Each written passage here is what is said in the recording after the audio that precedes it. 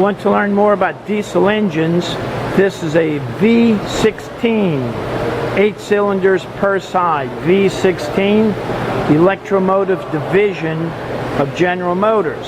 So this is a GM diesel, a 2-stroke GM diesel, 16 cylinders, and you can see how big it is. Some of the cylinders are exposed on this side. Let me go back around to the other side and show you the individual heads on the cylinders. There you go. And that's the cam and the lobes there. And if you're wondering what this big engine goes in, if you guessed a tugboat or a dredge, you're correct.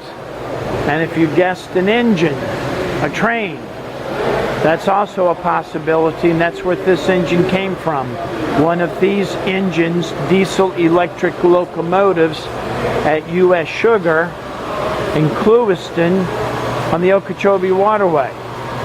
So if you're doing the Great Loop crossing Florida from the Atlantic Ocean to the Gulf of Mexico through the Okeechobee Waterway, you'll pass through a lot of sugarcane fields, and that's what U.S. Sugar does. They grow sugar, they process sugar, and then the train takes it out to Palm Beach to put it on a barge to go to Baltimore, of all places.